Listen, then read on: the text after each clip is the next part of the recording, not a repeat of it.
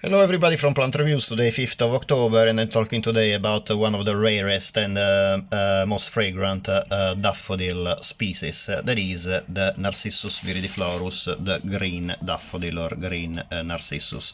This plant is commonly known as Campanitas in one of the areas where this plant is distributed, that is Spain, and as all members of the genus Narcissus belongs to the family Amaryllidaceae. It is classified in the section Jonquille of the Narcissi, therefore a section that is very well known for its fragrant flowers. Most of the species and hybrids in the jonquils have a beautiful fragrance, and this daffodil indeed is no exception. However, what makes this daffodil particularly special and unusual are a few features. First of all, this plant blooms in autumn and not in spring, as most daffodils do. There's a few other species of daffodils blooming in autumn, however, definitely not the majority of the species of daffodils and narcissi bloom in autumn, and most of them indeed bloom within late winter and mid-spring. In addition, the flowers are fragrant. You will read in most sources, both in internet and books, that the flowers are fragrant at night. Really, I found these species fragrant throughout the day, in the morning, in the afternoon, and in the evening, as well as at night. At night is slightly more intense, the fragrance. However, the fragrance of this plant is absolutely not overpowering, like for example can be in some Tazetta daffodils. I believe that this is due to the fact that this plant doesn't produce many flowers per flower stem. As you can see, usually produces one or at the most two per flower stem, and each bulb I found that produces at the most 3 flower stems, at least in my pot I bought 4 bulbs. The plant, in addition, about the peculiarity, is the only daffodil that has completely green flowers, as you can see. The flowers are not really a sight to see. I mean, they are absolutely peculiar for the shape of the flower. You can see that it is very tubular, the shape. They are about 2.5 centimeters long. 1 second, I put them against the wall. You can see that, yeah, if I'm able to focus. Yeah, perfect. They're about 2.5 centimeters long, and the main feature is that it is a very long tube, and the petals are 6. When they are just open, like these 3 flowers, they are quite straight.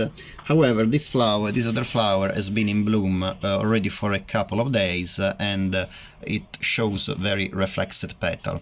Another peculiarity of this daffodil is that not only it is completely green, but the crown is the cap of the daffodil is extremely small. The plant is, as I said, is very fragrant if you consider the single flower.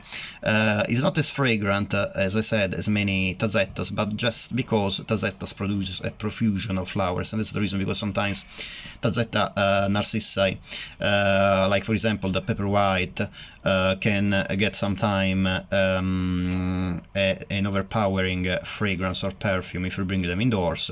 But this pot of green daffodils of Narcissus viridiflorus is absolutely incredible indoors, because it gives a very nice fragrance. You can clearly feel the fragrance about 50 centimeters far from the pot, but it's not overpowering at all. And to describe the fragrance, I would say that it is a mix between a beautiful soap, is kind of soapy, kind of similar to a detergent, but also kind of similar to the linden tree or lime tree fragrance. When when the lime trees, or also called linden trees, are in bloom, there is this beautiful peculiar fragrance in the air, and this Narcissus to me resembles very much in fragrance the linden tree, also called lime tree. The plant seems to have evolved this peculiarity of being fragrance mostly during the night, as well as the shape of the flower that is very tubular, for the impollination by nocturnal insects, probably by moths. However, I couldn't find any information on what species of moths in nature pollinate this very unusual plant. The plant was classified by the Danish botanist Peter Sjousbo. I hope to have pronounced the name correctly, and he described the species in about 1800 from plants collected in Morocco. Morocco is indeed one of the two countries where this plant is native, the other one being Spain. This plant is mostly distributed, actually I found that it is only distributed in southern Spain and northern Morocco. It is known from fewer than 15 populations, and I found that the total area covered by the species is about 84 kilometers square. These are most information that I found on Wikipedia, because unfortunately there's not much information available on this green daffodils, on this green daffodil. And this plant is classified as near threatened because of overgrazing in the area where this daffodil grows, as well as urban development. In these areas it has not been well studied really in Africa. It has been studied better in Spain, and possibly in Africa more populations might still be present. The flowers, as I said, are kind of starry. They really look like a star, almost spidery, not as much as obviously say Brassia orchids that have very long petals and sepals, but the petals and sepals of the green daffodil, also called tepals because they resemble each other very much, I would say that suggest a very six-pointed star, a green six-pointed star. The nice peculiarity of the flowers, in addition to the fragrance, is that anyway they are bright green, very peculiar. Certainly they do not really stand out as color or size. As I said, it is about 2.5 centimeters long, while the petals are probably about 1.5 centimeters in diameter. But what makes this Narcissus stunning is the absolutely peculiar fragrance. Another peculiarity of this Narcissus is that actually I found that when it produces flowers, it doesn't produce leaves, and in the years when this plant doesn't produce flowers, it produces just one single leaf that is rush-like, and it stays green until very late in the growing season. Now, I would to show you that in addition to these flowers currently in bloom, and actually as you can see I have one in bud here, I have another bulb that produced just one flower stem with only one flower already faded. However, another bulb produced 3 flower stem with 1 flower each. However, sadly they didn't open up, it's kind of, the flower is kind of dried before actually opening. I'm not too sure if this one will be able to open, I hope so, but these ones, basically the flowers, the tepals dried up before opening. I'm glad anyway that the other three were able to bloom, and especially 2 of the 4 bulbs I bought were able to bloom at the same time, and I hope to be able to pollinate, to cross-pollinate these very rare daffodils, and also to keep a bit of pollen, because I would really like to hybridize it with some of the Tazettas hybrids or species, because I really am curious about what kind of fragrance I might get from their offspring. However, talking again about the leaf, I found that when these plants I produce flowers, they don't produce leaves. However, as you can see from this plant, where the flower is already faded, there is already another, it's developing something that to me looks like a leaf. As well as here, you can see that this bulb produced 2 flower stems with 2 flowers each, so I'm very pleased about it. However, in this bulb, it's starting to grow also a projection, I would say, green, that to me doesn't look like a developing bud or developing flower, but it looks really like a leaf. I will obviously keep updated on the comments of the video if it develops as a flower or as a leaf, but to me it looks more like a leaf than a flower stem. So it might be that some information that I found are not precisely correct, or maybe different population of the Narcissus viridiflorus behave in different ways. A bit like, as I said about the fragrance, they found that the plant should be fragrant only at night, but actually to me it is fragrant throughout the day, even if a little bit more intense at night. This plant, another thing that I found about this plant is that is considered not hardy in the UK. And this is due to the combination of wet and cold we have in the UK in winter. About this plant, I tell you now how I am cultivating this plant. This plant is already very rare. In internet I found only 2 sellers of this plant. One in the UK is rareplants.co.uk, and I asked if I ordered some bulbs from Rare Plants, but and I asked specifically for Narcissus viridiflorus. That was not on catalog this year, and they confirmed that unfortunately there wasn't any available this year.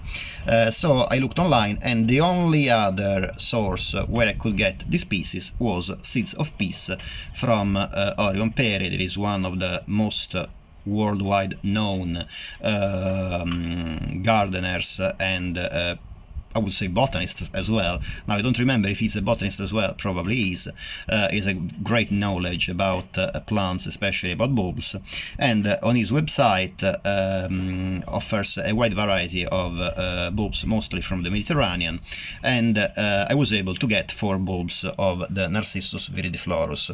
I checked again before the video if there was any available this year. Unfortunately there is it is not available anymore for this year.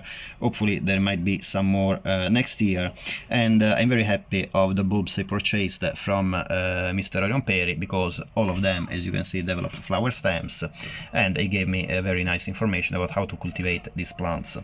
I cultivate this plant in a mix of compost. I'm sorry for the music from the outside.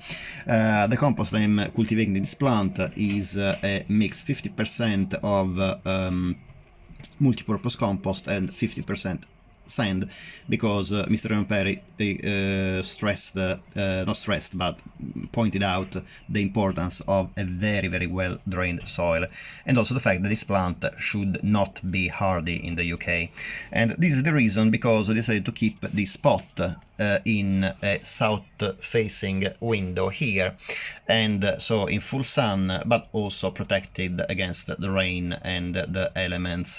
However, I allowed a little bit of opening on this window, so in this way it mimics the drop in temperature that even in Spain and Morocco is during autumn. The plant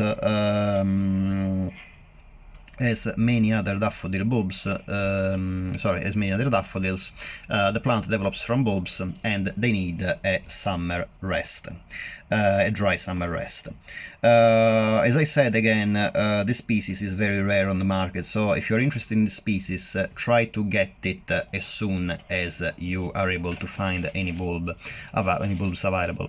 On the website Seeds of Peace, there are some seeds of this species available, so you might prefer obviously to cultivate the seeds and then end up with the bulbs. However, obviously the bulbs tend to bloom, well, for sure will bloom sooner than planted bulbs than the seeds. And as I said, I am very happy of my purchase from Mr. Orion Perry from Seeds of Peace, because these bulbs are absolutely great. They arrived perfectly and they bloomed very well, except for one bulb, but probably it was my fault. I planted the bulbs about 5 centimeters deep in the compost I prepared. Unfortunately, I planted them in early September and all the 4 of them were already developing flower buds when I planted them. So might be that the fact that I didn't give the bulb some water already in late August caused one of the bulbs not to be able to fully develop the flowers. However, all the other 3 were able to develop the flowers perfectly, and I'm really happy of the result. So I hope to keep you updated next year about how they will do throughout the year, and I hope to. This is the first time I keep this plant. I keep this plant, and I hope not to kill it this year because I really like it. I will try to pollinate this flower as well. And I hope next year to have some nice seeds, to have my own stock of Narcissus viridiflorus, as well as hopefully hybridizing it with some tazettas. I'm already thinking about the geranium, or the avalanche, or the paper white, or the odoratus, because the perfume, the fragrance of these narcissi is really incredible. So I hope you enjoyed the video. Thanks very much for watching. If you liked the video, please give us a thumbs up. If you didn't like the video, please give us a thumbs down. And I would obviously love to know your comments down below. Also, if you like the video as well as my other videos in the channel, it would be great if you can please subscribe, so in this way you would support the channel and obviously make the YouTube management happy, in order to help me keeping updating and posting new videos for you. And thank you again very much for watching, and I hope to see you next time. Bye.